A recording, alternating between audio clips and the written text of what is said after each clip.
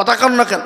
কবরে ডাকে না প্রতিদিন ডাকে। দেখেন মুফতি সাহেব, আমি আজিজুল হক যদি মিথ্যা কথা বলি, ও মুসলমান মুফতি সাহেবকে জিজ্ঞাসা করে দেখবেন, আজকের এই জালসার সভাপতি যিনি মুফতি সাহেব, তিনি মুফতি সাহেবকে জিজ্ঞাসা করুন, ওই কবরে প্রতিদিন ডাকে রে বাবা। কারো ভরসায় আছো রে মন, কেসের এত মায়া, এত সাদের বাড়ি তোমার ভেঙে যাবে বাসা। ও দুর্গনে যৌবন ফুরাইয়া যাবে, যৌবনে লাগবে ভাটি, ওই যে ডাকিতেছে তোমায় কবরের মাটি, ওই যে ডাকিতেছে তোমায় কবরের মাটি। সন্ধ্যার আগে যেদিন ডুবিবে বেলা, সন্ধ্যার আগে যেদিন ডুবিবে বেলা, এক পলকে ভেঙে যাবে তোমায় রঙ্গেরি মেলা। ও কারে তুমি ধমক দিবা, কার মাথায় ভাঙবা লাঠি, ওই যে ডাকিতেছে তোমায় কবরের মাটি, ওই যে ডাকিতেছে তোমায় কবরের মাটি। খবর পেয়ে আসবে আতি অসহজ, খবর পেয়ে আসবে আতি অসহজ, তোমার চারি পাশ বৈশা তারা করিবে কান্দ, ও তোমায় সাজাইয়া দিবে মনের মতো, সাজাইয়া দিবে মনের মতো, কি সুন্দর পরিপাটি, ওই যে ডাকিতেছে তোমায় কবরের মাটি। ও মুসলমান গো, ও দরদি গো, ও দরদি, প্রতিদিন কবরে ডাকে। ভাই অনেক লোক দাঁড়িয়ে আছে, একটু আগে আসেন না, একটু আগে আসুন। অনেক লোক দাঁড়িয়ে আছে, একটু আগে আসুন। এদের দেখেন ফাঁকা গ্লাস একটু পূরণ করুন, লোককে সব বসতে দেন, একটু বসতে দেন। এই মাঝে ফাঁকা জায়গা আছে, একটু জি একটু আগে আসি বাবা। এই যে নীল জামাওয়ালা, এই যে গোলাপি জামাওয়ালা, আগে আসুন। আপনাদের জামা কাপড় নোংরা হবে পিছন থেকে এলে, আপনারা যদি একটু আগে আসেন, একটু আগে আসুন, চলে আসুন ভাই। আল্লাহু আকবার, চলে আসুন। ও ডাকেন ডাকেন ভাই, আমাদের কারি সাহেব তকবির দিবেন এবং তার সঙ্গে সঙ্গে আপনারা আসবেন। একটু আগে আসি, জোরে তাকবীর লাগিয়ে দিই, আল্লাহকে দেখিয়ে দিই আমরা আজকে জি আমরা জিন্দা আছি। নারে তাকবীর, আগে আসুন ভাই। আচ্ছা, এই তাকবীরের দুটো ভাগ করব। এটা লজ্জার কথা নাই ভাই, এটা তো দিনই মাহফিল, ইনশাল্লাহ যত আগে আসবো তত নেকি পাবো। আমি আপনাদেরকে তাকবীরের জন্য বলি। আচ্ছা, যাদের বিয়ে হয়ে গেছে, এই কথা ভালো করে শোনেন, যাদের বিয়ে হয়ে গেছে তারা দিবেন তাকবীরের আওয়াজ, যাদের বিয়ে হয়নি তারা চুপ, তারা কেউ আওয়াজ দিবে না, ঠিক আছে? যাদের বিয়ে হয়ে গেছে তিনারা আওয়াজ দেবেন, জোরে বলি নারে তাকবীর, আল্লাহু আকবার। এগুলো হলো বিয়ে হওয়া। এবার যাদের বিয়ে হয়নি তাদের দেখে কার আওয়াজ বেশি। যদি বিয়েওয়ালাদের থেকে যদি আওয়াজ কমে যায় তো এদেরকে এমন ড্যামেজ করবো আজকে আমি, কি বুঝলেন? আল্লাহু আকবার। একবার দেখি, এবার যারা বিয়ে হয়নি তারা একবার তাকবীর দিয়ে দিই, দেখি নারে তাকবীর। হয়েছে? সব মোবাইলে শেষ। কি বুঝলে? মোবাইলে শেষ। আর সব কাঁচা বুট খাওয়া লোক, হ্যাঁ, কুসরের গুড় খাওয়া লোক নাকি, খেজুর কি কুসুরের গুড়, খেজুরের গুড়। আর এখন তো বাবজি সব ওই যে রেস্টুরেন্ট হয়েছে রাস্তার ধারে, কি বুঝলেন, লুচি লুচি ফুলকো লুচি, হ্যাঁ হাই রে লুচি, খা লুচি। এখনকার যুবকরা সব খাইছে আর গলার আওয়াজ জন্য দিনের দিন ওদের বসছে। কি একবার সবাই মিলে দিয়ে বলি নারে তাকবীর। আহা, শয়তান পালাবে না, পালাবে না। এই মুসলমানদের নারাই তাকবীরের ধ্বনিতে ভারতবর্ষ থেকে ইংরেজকে তাড়িয়ে দিয়েছিলাম আমরা, দিয়েছিলাম না, দিই নাই, জোরে বলুন। ইংরেজ পালিয়ে যেতে দিশা পাই নাই, 7 সমুদ্র 13 নদী পার করে দিয়েছিলাম মুসলমান আমরা নারাই তাকবীরের ধ্বনি দিয়ে। আজকে যারা ইসলামকে নিয়ে চক্রান্ত করতে চাইছে, মসজিদে ঢুকে জোর জুলুম জয় শ্রীরাম বলছে, আমাদের কাছে তরবারি নেই, লাঠি সুটা নেই,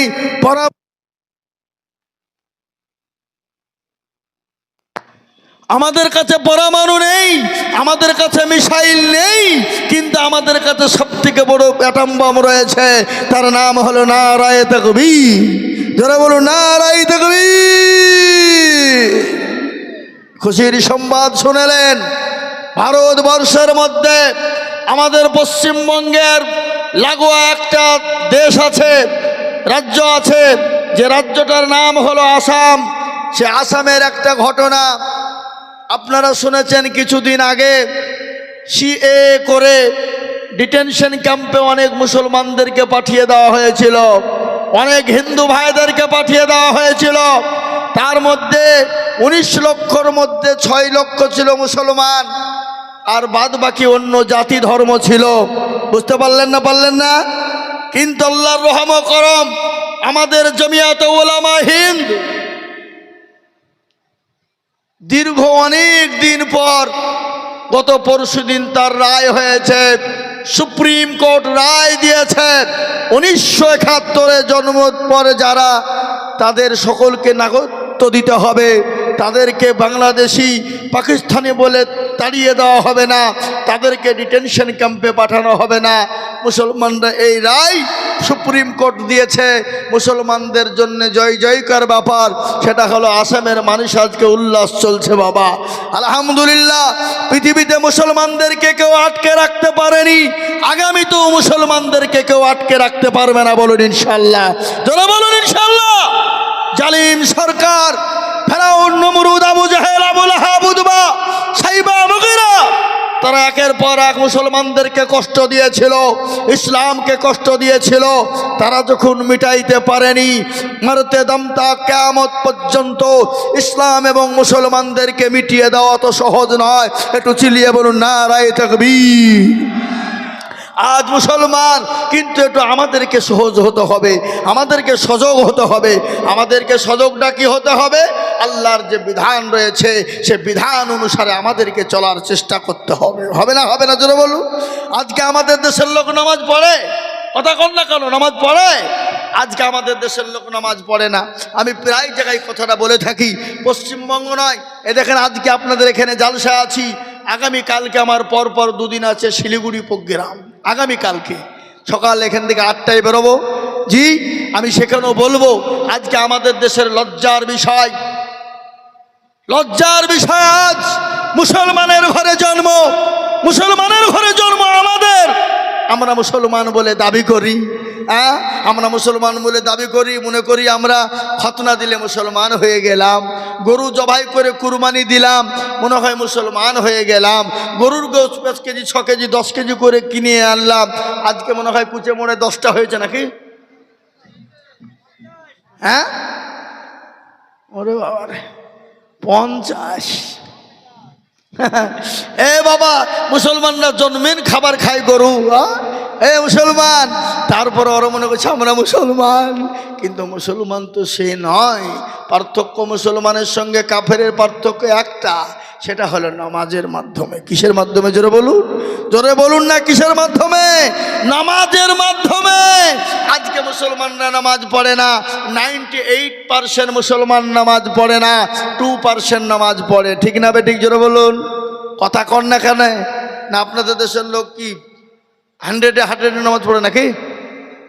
হ্যাঁ, 98, 98% লোক নামাজ পড়ে না, 2%, অনলি ফর 2, এই 2% লোক নামাজ পড়ে। এই 2% লোকের ভিতরে 1% লোকের নামাজ কোনো রকম টুইভাবে হয়, আর 1% লোকের নামাজ হয় না। বলে আপনি কি করে জানলেন?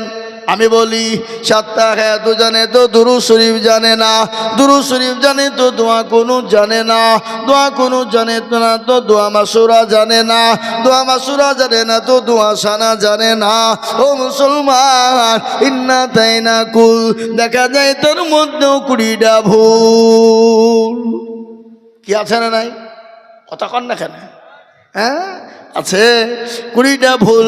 কোনোদিন ইমাম সাহেবকে বলে না, ও ইমাম সাহেব একটু কোরআনটা ঠিক করে দেন, নামাজটা ঠিক করে দেন, সূরা গালা ঠিক করে দেন, আত্মাগাতু দুরূদ শরীফ গালা ঠিক করে দেন, দোয়া মাসুরা সানা গালা ঠিক করে দেন। বলে না, বলা যাবে না, শেখা যাবে না। বলে কেন? মৌলবীর কাছে যদি চলে যায়, ইমামের কাছে যদি যায়, ইমাম যদি ভুল ধরে ফেলে, আমার তো ইমামের কাছে মোড়লি চলবে না, মাতাব্বুরি চলবে না, দাদাগিরি চলবে না, নচেত ইমামের কাছে মাথা বিক্রি করা যাবে না। কি বুঝছেন আপনারা বলুন? ঠিক না? ঠিক, মাথা নত করা যাবে না, শিখতেও এরা যায় না। আর আমাদের দেশের ইমাম সাহেবরা, এরাও কিন্তু কোনো মুসল্লিকে বলে না, ও চাচা একটু বসে যান, একটু নামাজটা ঠিক করে দি, কোরআনটা ঠিক করে দি, সূরা গানা ঠিক করে দি, আত্মাগাতু দুরূদ শরীফ সানা বান্দা ঠিক করে দি, কিভাবে উলা দিতে হবে ঠিক করে দি। ও চাচা গো, ইমাম সাহেবরাও কোনোদিন বলে না। বলে না কি? কথা কন না কেন? কেন বলে না? কেন বলে না? কারণ আছে। আজকে এই গল্প হচ্ছিল, আমি মাদ্রাসার জন্য কালেকশন করতে গেছিলাম কাটাবাড়ি জুম্মাই মাদ্রাসা, আমার জালসা আগামী 10ই নভেম্বর, শেখপাড়া মাদ্রাসা। সেই কালেকশন করতে গেলাম, আজই বলছিল ইমামদের ব্যাপার নিয়ে। ইমামরা কেন বলে না, আলেমরা কেন বলে না? কারণ আছে না নাই? কথা কন না কেন? কারণ আছে না নাই? ইমাম সাহেব বলছে, তোমাদের ভাগ্য ভালো, আমি অজু করে নামাজ পড়াই বটে, যদি বেশি কায়দা করো তো বিনা অজুতে নামাজ চালিয়ে দিব। বুঝলেন না? বিনা অজুতে নামাজ চালিয়ে দিব, তোর নামাজ হইলি বাকি না হইলি বাকি। কারণ মৌলবীর বেতন 4000, 5000, 6000, আর মসজিদের সেক্রেটারি, সভাপতি, ক্যাশিয়ার কারা, মসজিদের দরজা চিনে না যারা, জুম্মার দিন নামাজ পড়তে যায় আর শুক্রবারের দিন খালি জুম্মা দেখাতে যায়, হিসাব করে পয়সাগুলো আনতে যায়, এমনও সেক্রেটারি আছে আপনার মসজিদের টাকা দিয়ে লটারি কাটে। লটারি কেটে টেরে গুঁজেছেন, টেরে গুঁজে জুম্মার নামাজ পড়তে গেছে রে বাবা, নামাজ পড়তে গিয়ে লুঙ্গিও খুলে পড়ে গেছে, লটারিও পড়ে গেছে। বলে ইজ্জত চলে যায় যা, কিন্তু বেইজ্জতি হওয়া যাবে না। বলে লটারি কেউ যেন দেখতে না পায়, কিন্তু ইজ্জত যেন চলে যায়। এটা আমাদের সমাজ। মসজিদের সেক্রেটারি, সভাপতির বাড়িতে বছর মাসে 31,000 টাকা খরচ, 20,000 টাকা খরচ, 40,000 খরচ, কিন্তু ইমামের বাড়িতে তার ছেলে আছে, মেয়ে আছে, বিবি আছে, বাচ্চা আছে, আত্মীয় স্বজন পাড়া প্রতিবেশী আছে, কুটুম সাক্ষাৎ আছে, বেতন হলো 5,000। বলুন তো ইমাম ওযু করে নামাজ পড়াবে নাকি? ও নামাজ পড়েছে আলহামদুলিল্লাহি রাব্বিল আলামিন রহমানির রহিম। আল্লাহ মাস তো শেষ, 5,000 টাকা বেতন। ইয়া আল্লাহ, সন্তানের ওষুধ কিনবো না বিবির ছায়া ব্লাউজ কিনবো, আল্লাহ সন্তানের জামা কিনবো না পাঞ্জাবি কিনবো, গায়রিল মাগদুবি আলাইহিম ওয়ালাদ-দাল্লিন। ফেরেশতা বলছে কি নামাজ রে? বলে বেতন কমের নামাজ। আল্লাহ বলছে সেক্রেটারি, সভাপতিকেও পিটবো এবং ইমামকেও ছাড়বো। বুঝতে পারলেন আমার কথাটা? বুঝতে পারলেন না? ইমাম 5,000 টাকা বেতন, আর সেক্রেটারির জ্ঞান নাই, ক্যাশিয়ার জ্ঞান নাই, সভাপতির জ্ঞান নাই, আবার বেতন 5 মাসের বাকি, 3 মাসের বাকি, ক্যাশিয়ারের পেছনে পেছনে ঘুরিয়ে বেড়াতে হয় বেতনের লেগে। যদি বেশি ফোন করা হয়, বলে মৌলবীর লোভ কত রে, মৌলবীকে বের করিয়ে দে। আল্লাহর গজব হবে না হবে না? জোরে বলুন কেন? আজকে আমাদের কেন কোরআনের চর্চা নাই? আজকে কেন ইমামের চর্চা নাই? আজকে আরবি শিকার কেন চর্চা নাই? আজকে কোরআন শিকার কেন চর্চা নাই? আজ আমি বলবো মুসলমান, একটাই কারণ হলো এটা। ও মুসলমান, কোনটা শুনেলে? আজকে ছেলে মেয়েদেরকে ইংলিশ মিডিয়ামে দিই, আজকে করিমপুরের ইংলিশ মিডিয়ামে দিই, আজকে খলদপুর হাওড়াতে ইংলিশ মিডিয়ামে দিই, আজকে কলকাতাতে দিই, আজকে আপনার আলামির মিশনে দিই। কেন দিই বাবা? ছেলে ওখানে আপনার সুশিক্ষায় শিক্ষিত হবে, ইংরেজি ইংলিশম্যান হবে, ইংলিশে কথা বলবে, চাকরি পাবে, ডাক্তার হবে, মাস্টার হবে, কিন্তু বেতন 50,000 টাকা হবে। আমি আপনাদের কুচামারাওয়ালাদেরকে বলবো, ওগো মুসলমানেরা, আপনি আপনার মসজিদের ইমামের 30,000 টাকা বেতন করবেন, 20,000 টাকা বেতন করবেন।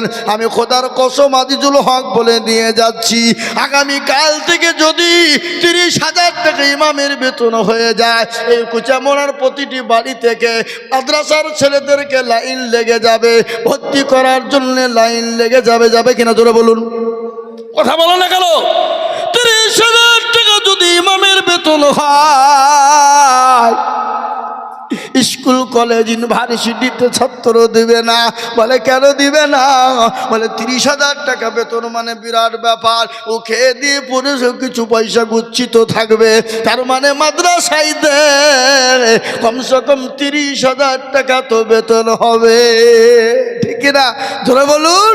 আজকে 5,000 বেতনের জন্য বলে ভিখারি লাইন, এই লাইনে ছেলেকে পড়তে দেওয়া হবে না। আজকে এটা 6,000 টাকা বেতন দেওয়ার জন্যে, এটা হলো ভিখারি লাইন, এই ছেলেকে কোরআন লাইনে দেওয়া হবে না। আমি আইজুল হক বারংবার বলে যাই, 30,000 40,000 টাকা বেতন দেবেন। মাস্টারের ছেলে সর্বপ্রথম মাদ্রাসায় আগে যাবে, ও ব্যালেস্টারের ছেলে আগে যাবে, ও প্রফেসরের ছেলে আগে মাদ্রাসায় ভর্তি হবে। বুঝতে পারলেন না? মানি, পয়সা, টাকা।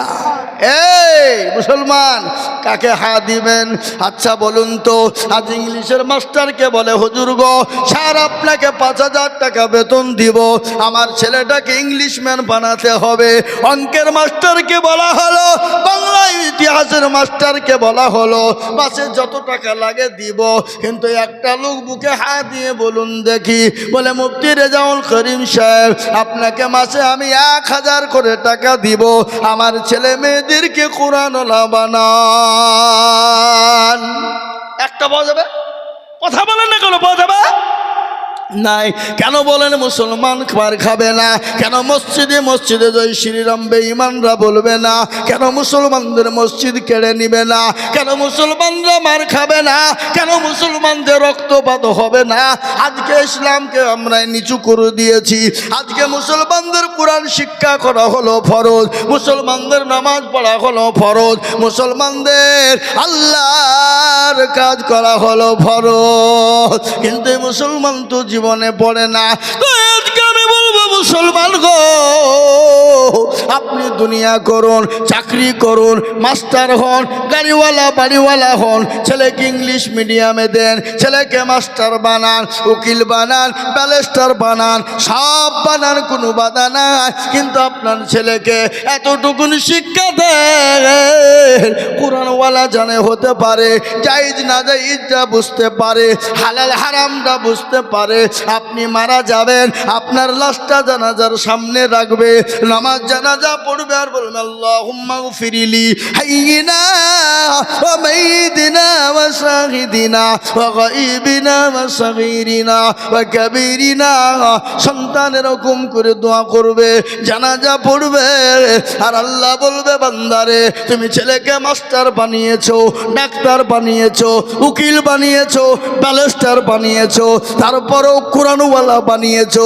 তোমার জানাজাতে দাঁড়িয়ে জানাজা পড়ে আর আল্লাহুম্মা গফিরলি বলে দোয়া করে, আল্লাহ বলে, বান্দা তোমার বাপের যত সগীরা কাবিরা, চলতে ফিরতে জানা অজানা, রাতে অন্ধকারে যত গুনাহ করেছো, আমি আল্লাহ তোমার জানাজার কারণে আমি জীবনের গুনাহ ক্ষমা করে দিলাম। দরুদ সুবহানাল্লাহ। ও মুসলমান দরুদি, তাই আজ আমি আপনাদেরকে বলবো, বাবা আসলে মসজিদ হয়ে মসজিদমুখী হয়, দ্বীনমুখী হয়ে যায়, ইসলামমুখী কোরআনমুখী হয়ে যায়। গোটা পৃথিবী যদি একদিকে হয়ে যায়, মুসলমানদের কেউ ক্ষতি করতে পারবে না, মুসলমানদের কেউ ক্ষতি করতে পারবে না।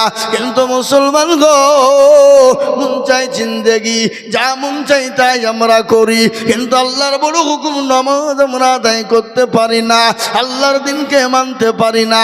তাই আজ আমি আপনাদেরকে বলবো, ও কুচামোড়াওয়ালারা, ইনশাল্লাহ যতদিন বেঁচে থাকবো আল্লাহর হুকুম নামাজ পড়ার জন্যে আমরা 5 ওয়াক্ত নামাজ পড়ার চেষ্টা করব।